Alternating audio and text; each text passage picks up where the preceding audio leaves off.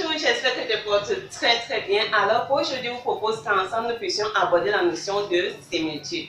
Ce que je te propose, c'est tout simplement les bases. C'est quoi les similitudes? Comment est-ce qu'on fait pour obtenir des similitudes et ainsi de suite. Mais avant d'aborder la notion d'aujourd'hui, je veux franchement vous dire merci pour vos commentaires, vos encouragements, que ce soit aussi bien sur YouTube comme sur Facebook. Donc c'est franchement encourageant de voir que ce que l'on fait vous touche autant, mais c'est encore plus encourageant en fait de voir que vous reconnaissez cela et que vous aimez vraiment. Donc ça nous donne en fait le devoir et l'obligation bien sûr de nous améliorer et de vous produire quelque chose de plus en plus meilleur. Donc merci franchement pour tous ceux qui commandent. Et merci pour tout, merci en fait. Alors, passons à la notion du jour. Et comme d'habitude, je te propose tout simplement un exercice qu'on va résoudre ensemble et bien sûr pour élargir nos connaissances. Et à la fin, on ira un peu plus loin que l'exercice question en fait à en apprendre plus. On nous dit ceci, ABC est un triangle équilatéral direct.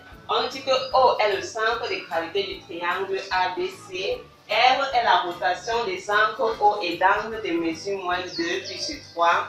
H est l'homothétie des centres O et de rapport moins 1,5. C', B' et A' sont les milieux respectifs des segments AB, AC et BC. En 1, on nous demande de déterminer H' R du point A, du point B et du point C. Et en 2, on demande de déterminer la nature et les éléments caractéristiques de H' R. Ok, la première chose, on t'a dit quoi? On t'a dit que ABC était un triangle équilatéral. On sait tous qu'un triangle équilatéral, ils ont les côtés sur égaux et les angles. C'est-à-dire que si je veux d'abord traduire ma première information, lorsqu'on me parle d'un triangle équilatéral, je peux utiliser ça comment? Ça veut dire que le côté AB serait égal au côté BC qui serait égal au côté AC. En d'autres termes, je peux encore dire quoi? L'angle qui est ici là, c'est 60 degrés, 60 degrés, 60 degrés. Donc, je peux dire que l'angle ici, comme c'est un triangle équilatéral, la médiane en fait, qui en fait le point. Lorsqu'on parle du centre de gravité d'un triangle, c'est tout simplement le point de rencontre des médianes de ce triangle. Et la médiane, c'est quoi? C'est la droite qui passe par le milieu. Donc, voici une médiane.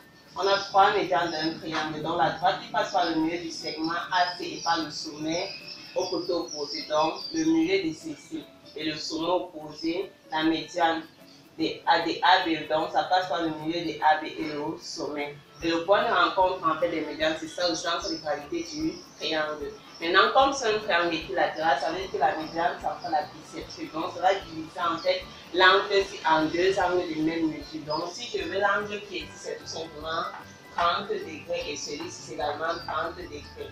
Donc là, on a 30 degrés, on a 30 degrés, on a 30 degrés ici et là, j'ai 30 degrés. Donc, ça, c'est la première traduction, triangle équilatéral de centre de gravité O. Maintenant, on a encore dit que le triangle ABC était direct. On a dit que lorsqu'on dit direct, ça veut dire que lorsque tu vas lire tes points, ça sera dans le sens direct, autrement que le sens trigonométrique. Or, je sais que le sens trigonométrique, c'est quel sens? Dans le sens C.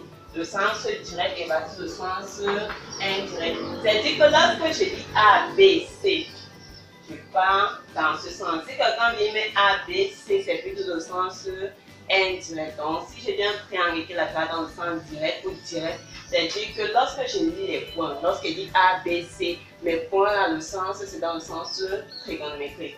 Maintenant, on nous a donné 2 informations. On avait une rotation des centres O et d'angle moins 2 puis sur 3 et une homothétie des centres également O et de rapport moins 1,5. La première chose, parce que la première question, je vais en fait trouver les images des points par les composés de l'homothétie et de la rotation. Maintenant, le premier point. Lorsque tu dis que tu veux l'image de A par ceci, la première chose que tu fais, c'est quoi? Tu trouves d'abord l'image de A par la rotation. Donc, on va d'abord trouver l'image de A par la rotation, centre O et d'angle moins 2 puis sur 3 du point A. Supposons en fait que le point là c'est un A1. Supposons que l'image c'est un A1. Donc, la première chose lorsque tu arrives, c'est pour trouver en fait l'image d'une rotation. Tu te poses la question de savoir quelles sont les propriétés des rotations. C'est-à-dire quoi comme propriété? C'est-à-dire que lorsque je dis que j'ai une rotation centre au d'angle moins 2, puis qui transforme un point A en un point A1, c'est dire quoi? On a dit que c'est dire que tout simplement la distance OA doit être égale à la distance OA1. C'est la première information, mais ce n'est pas l'unique. Il y a une autre information qui me dit que ça veut également dire que la mesure, donc l'angle entre, donc lorsque je vais me déplacer, l'angle entre OA et A1 doit être égal à moins 2 pi sur 3. Donc la mesure de l'angle entre OA et O1 doit être égal à moins 2 pi sur 3. Voilà les deux informations qui caractérisent les rotations.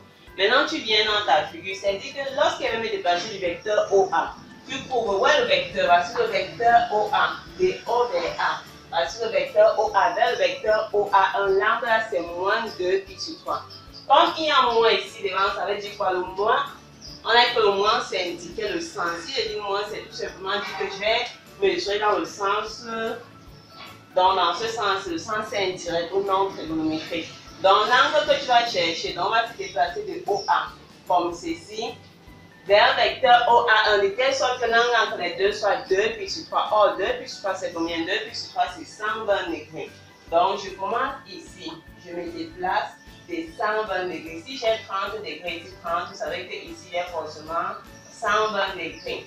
Pourquoi? Parce que OAC c'est un triangle et dans un triangle la somme des angles c'est tout simplement 180. Donc si on a 30, donc on fait 180 moins 30 moins 30. Donc il nous reste 120. Ça veut dire quoi? Ça veut dire que notre point A1 doit se trouver ici à quelque part. Donc ça doit en fait se trouver sur la portion ci, sur la demi-droite ci. Maintenant la deuxième information te dit que la distance OA vers la distance vers égale en fait à la distance OA1. Et vous êtes d'accord, c'est un triangle équilatéral. La distance ci, la distance OA serait tout simplement encore la distance OC. Ça veut dire que le point que je cherche en fait c'est tout simplement le point CC. Autrement dit, on va dire que l'image de A par la rotation, si ça va nous donner tout simplement le point C. Maintenant, comme tu as déjà trouvé l'image de A par la rotation, maintenant tu vas trouver l'image pour obtenir l'image de ceci par cette composée. Tu trouves d'abord l'image de A par la rotation. Ensuite, maintenant, l'image que tu as trouvée, tu trouves son image par l'homothétie. Donc, c'est dit que la seconde chose qu'on va faire, c'est je veux l'image de C par l'homothétie des centres O et des rapports moins 1,5. Tu fais la même chose. Qu'est-ce qui caractérise une homothétie? Lorsque je dis qu'une homothétie transforme un point C, disons que ça transforme en un C1. C'est dit quoi? C'est dit tout simplement que j'aurai O, C1, le vecteur OC1 serait égal à rapport de ton homothétie par le vecteur OC. Donc si OC sont des points fixes, donc je peux trouver et fixer le point C1. C'est-à-dire quoi? Je trouve d'abord le vecteur OC. Voici le vecteur OC. C'est O vers C. Maintenant, le moins dans le vecteur veut dire que le vecteur va se déplacer dans le sens concret. Comme de O vers C, c'est dans ce sens, le sens concret, ça sera de O vers C1 dans ce sens-ci. Maintenant, la distance OC1, c'est la distance OC divisée par 2. La distance C divisée par 2. Donc, la distance divisée par 2, c'est la distance tout simplement. Si autrement dit, notre C1, c'est encore C'. C'est tout simplement C'. Ça veut dire qu'à la fin, on va tout simplement dire que c'est C'. Donc, la distance C divisée par 2 dans le sens concret, ça sera tout simplement vecteur OC'. Sens concret et 1,5 de la distance OC. Donc, pour que le champ va dire que l'image de ceci, ça serait tout simplement C'. Maintenant, occupons-nous du deuxième cas. Maintenant, je veux l'image du point B. On fait la même chose. Si je dis un rond de B, je commence par la rotation. Je me pose la question. C'est-à-dire quoi? Je cherche le point de telle sorte que la distance OB. Si je dis que c'est un B1, l'image de B par cette rotation c'est un B1. C'est-à-dire que la distance OB serait la distance OB1. Et c'est dit que l'angle entre OB et OB1, ça serait tout simplement moins 2 pi sur 3. Donc, c'est dit quoi? Je localise au vecteur OB. Je localise au vecteur OB qui est tout simplement ceci. Moins 2, voici encore nos 120 degrés. Dans le sens indirect, dans le sens ici. Donc, la distance ici, c'est encore la distance ici. Donc, on aura tout simplement l'image ici, ça sera encore A. Donc, ici c'est A. Maintenant qu'on a trouvé l'image de B par la rotation, je trouve l'image maintenant de A par l'homothétie. C'est-à-dire que par l'homothétie, et le rapport 1,5, je veux l'image de A. Si je dis que c'est un A1, ça sera dit quoi? Ça sera dit que le vecteur OA1, c'est tout simplement moins 1,5 vecteur OA. Or, le vecteur OA, c'est quel vecteur? C'est le vecteur OA. Moins 1,5 dans le sens contraire et de distance, la moitié de OA. Ça sera tout simplement le point A'. Dans notre, on va tout simplement dire que ici, ça sera tout simplement le point A'. Donc, pour le deuxième cas, c'est le point A'. Maintenant, passons au troisième. Maintenant, on veut l'image de C. Même procédé. Par la rotation des centres O et d'angle moins 2 pi sur 3, va transformer C en 1, C1 reviendra à dire que la distance OC égale à OC1 et que le vecteur OC, en fait l'angle entre ces deux vecteurs, c'est moins 2 pi sur 3. Je viens de trouver le vecteur OC. C'est-à-dire que voici le vecteur OC. Moins 2 pi sur 3. L'angle si c'est 120 également 30, 30, 120 donc. Ça sera tout simplement B parce que la distance est égale à la distance C. Ça sera B. Donc c'est dit quoi? Ça là c'est B. Je viens maintenant, qu'est-ce que je fais? Par l'homothétie des centres O et le rapport moins 1,5, on va transformer B en B1. C'est dit quoi? C'est dit que notre OB sera égal à moins 1,5 de OB. Notre OB1 sera égal à moins 1,5 de OB. Donc c'est dit OB, je cherche OB, voici le vecteur OB. Moins 1,5 de OB, ça serait tout simplement le vecteur OB'. Donc notre B1, c'est encore le vecteur, c'est encore le point B'. Donc ceci, c'est encore B'. Donc ici, on va tout simplement mettre B'. Maintenant, la deuxième question, je veux la nature des éléments caractéristiques de cette composé-ci. Alors, lorsqu'on parle de la notion des similitudes, en fait, c'est tout simplement la composée d'une homothétie et d'une isométrie. Et lorsqu'on parle d'isométrie, on a fait plusieurs vidéos dessus. Lorsqu'on parle d'isométrie, les isométries, en fait, ce sont des transformations du plan qui conservent les distances. C'est-à-dire quoi? C'est-à-dire que si je dis que j'ai une isométrie qui est S, par exemple, qui transforme le point M en un point M' et qui transforme le point N en un point N'. Cet élément de me montrer en fait que ça c'est une isométrie, ça reviendrait tout simplement à montrer que la distance OM va être égale à la distance M'N'. Donc c'est en fait ça. Les isométries, on a les translations, on a les rotations, on a les symétries centrales, les symétries orthogonales. Donc on a conservation en fait des distances. Alors lorsqu'on vous donne la composée d'une homothétie et d'une rotation, la première chose en fait que je fais d'abord, c'est tout simplement vérifier s'ils ont le même centre. Avec s'ils ont le même centre, en fait, c'est plus facile. C'est tout simplement que la symétrie que tu auras, ça serait tout simplement une symétrie des centres O. Donc ici, on va avec notre symétrie. Donc c'est une symétrie. Donc la deuxième question, cette composée H comme R, c'est une similitude. Première des choses, pourquoi? C'est la composée d'une homothétie et d'une isométrie. Parce que les rotations sont des isométries. On a quoi? Et conserve la distance.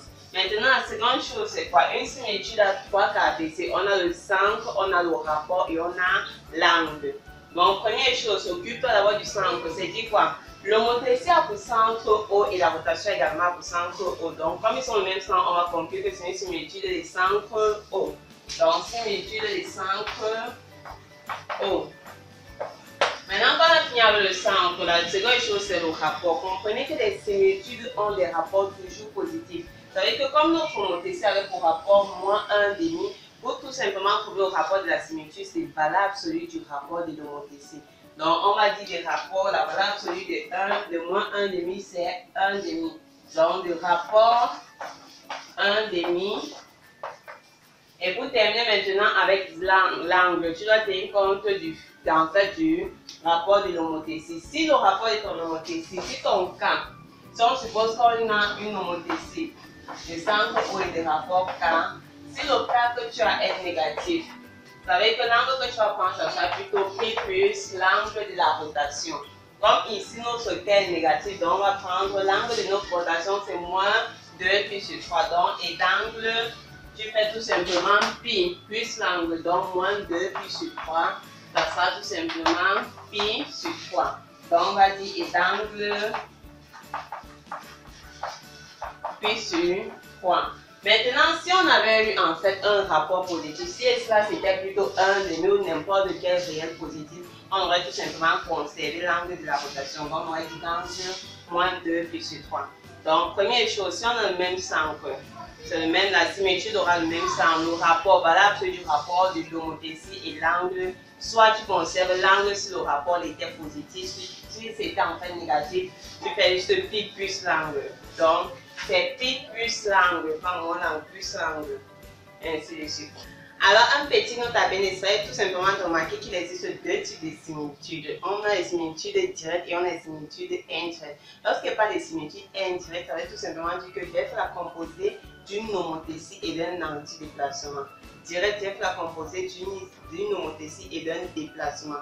Alors, c'est quoi un déplacement? Lorsqu'il n'y a pas de déplacement, je vais dire, on sait que si on dit déplacement, c'est l'isométrique qui est le déplacement parce que la similitude c'est composée homothétie isométrique. Donc, le déplacement, c'est tout simplement ces isométriques qui conservent les angles, tandis que les antidéplacements, ce sont les isométriques qui transforment les angles en leurs opposés.